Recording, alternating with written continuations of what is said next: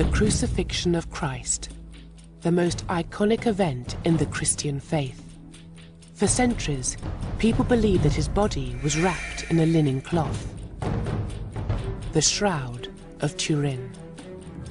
And imprinted on the fabric was the actual face of Christ. Here's something that proves Jesus walked and talked among us. People venerate the shroud as a tantalizing physical link to the crucifixion, but is it real? In 1988, carbon dating exposed it as a medieval fake. We knew that it wouldn't be 2,000 years old after 5 minutes. Now, one of the first scientists to analyze the relic has uncovered startling new evidence. In an interview given just before he died, he reveals why the Shroud of Turin could be real.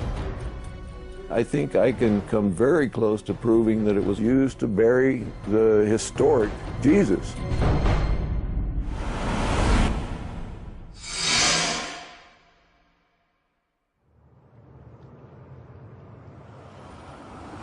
On the 8th of October 1978, in the Italian city of Turin, an unprecedented event took place.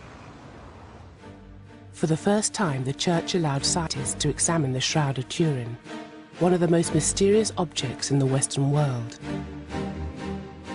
For 120 hours, the Shroud of Turin research project ran thousands of tests on this 14-foot piece of linen, believed by many to be the sacred burial shroud of Jesus Christ.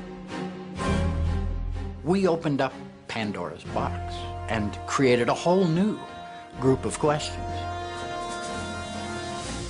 One of the leading members of the team was Ray Rogers, a highly respected chemist from the Los Alamos National Laboratory.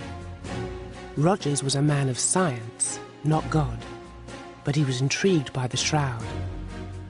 It harbored great mysteries that he wanted to solve. I don't believe in miracles that defy the laws of nature. If the shroud was real, this fragile piece of cloth has survived 2,000 years. According to the Gospels, Jesus was crucified by the Romans. His body was taken down from the cross and wrapped in a shroud. Many believe that after Christ's resurrection, the shroud was saved. But the story of this cloth is as mysterious as the life of the person it portrays. For centuries, the shroud vanished.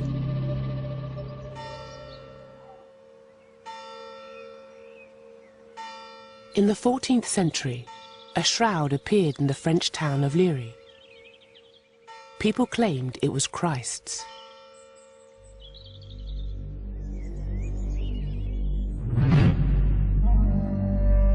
It was a time of famine and plague in Europe.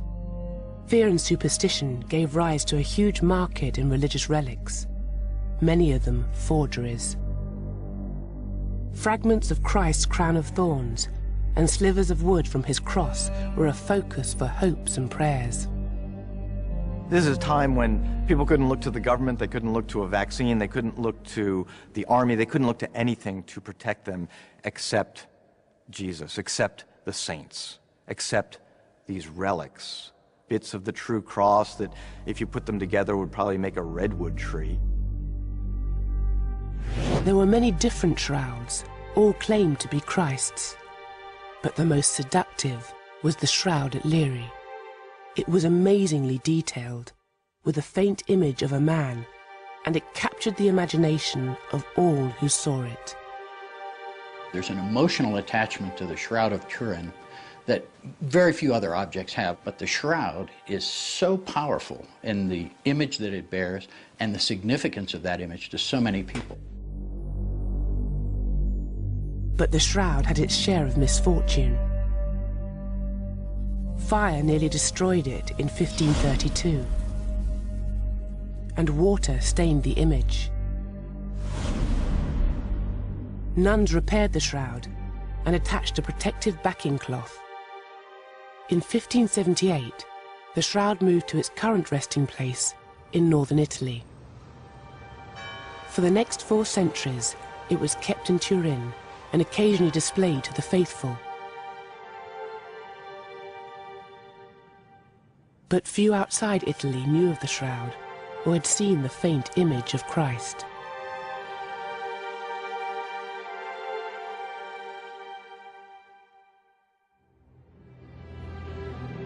It was only in 1898 that the world finally became aware of the incredible image on the shroud. Italian Secondo Pia took the first photograph. When it was published, the shroud became world famous.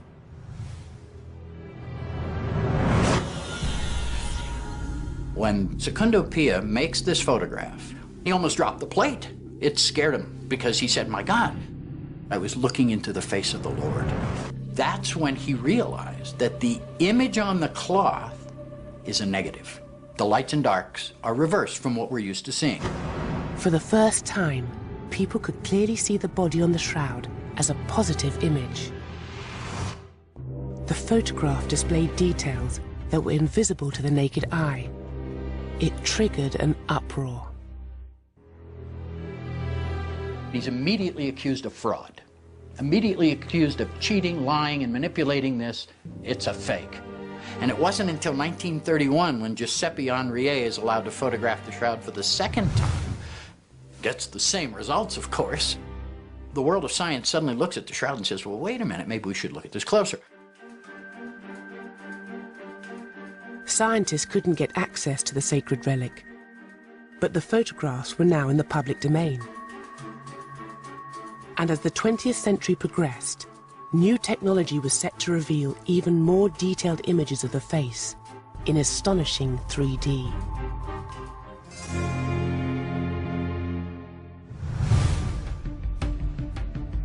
By the 1970s, the Turin Shroud was world famous. Many believed it was the burial shroud of Jesus, and yet scientists hadn't been able to examine it. But advances in photographic analysis were starting to uncover incredible clues hidden in the image itself.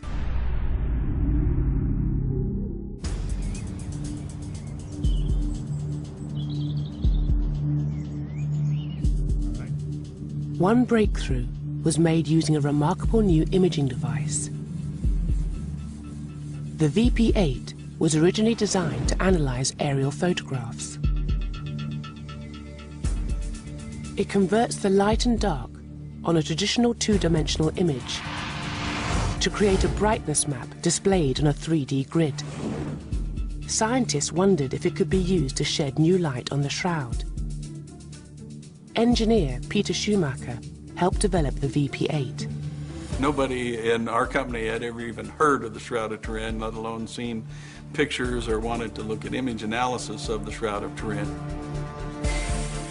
When Schumacher placed an ordinary photograph under the machine, it displayed levels of brightness, but revealed no 3D data. If we look, cheeks really aren't that flat. His eyebrows are not really grooved into his forehead. His nose really doesn't smear all over his face. This is how every photo appeared. The machine couldn't decipher real height and depth to display a true 3D image.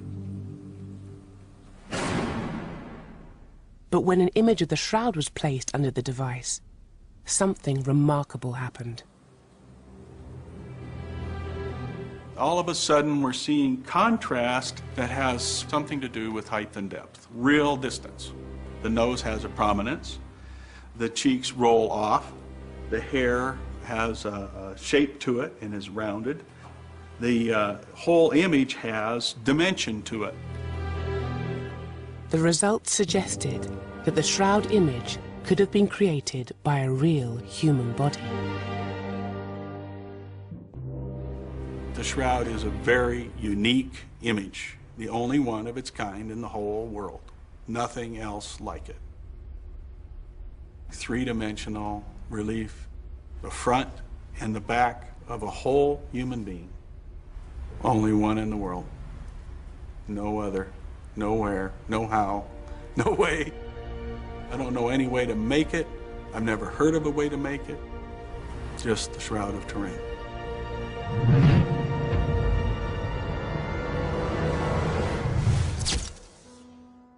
Armed with these results, and keen to find out more, a group of scientists formed the Shroud of Turin research project. They lobbied church authorities for permission to analyze the shroud. They said, we should see if we can figure out how this image was formed. The biggest problem has always been access to the cloth itself. Finally, in the spring of 1978, despite strong resistance from many in the Vatican, the Church agreed. The Church took a relatively enlightened view about the shroud. They have a lot of folks who believe, in fact, that it is and truly the burial shroud of Christ, and don't want anybody meddling with it. The other side of the coin is that if we don't let the scientists look at it, we'll never know what the truth is. For the first time, science had a chance to test the authenticity of one of Christianity's holiest relics.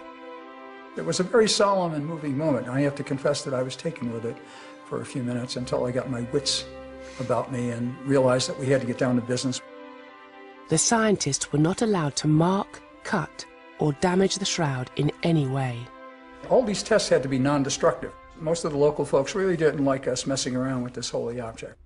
We were guarded around the clock by a detail of carabinieri, the Italian state police, replete with machine guns, who watched not only us, but everyone that came and went. We all had special identification.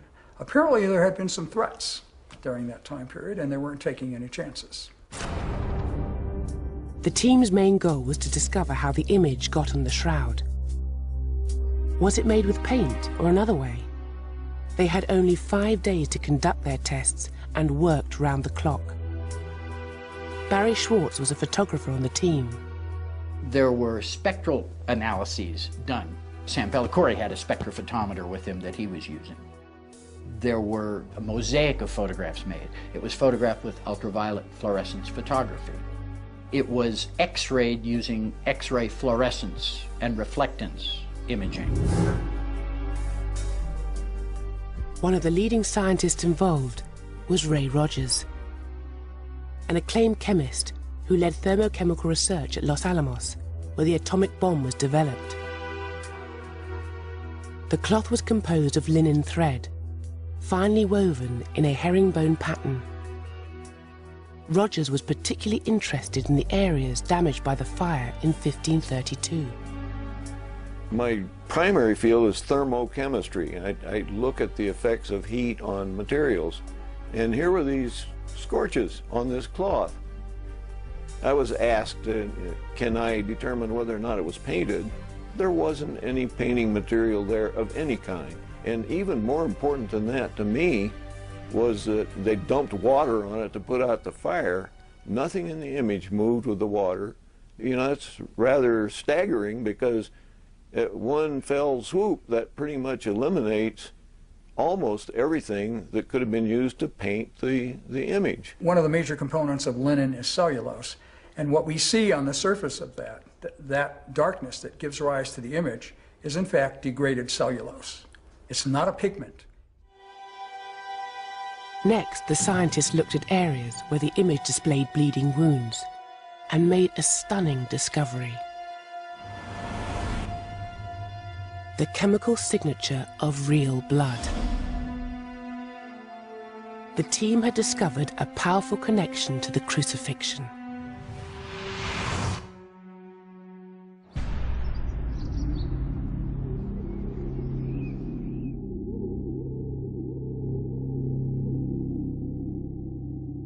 According to biblical accounts, Jesus was nailed to the cross.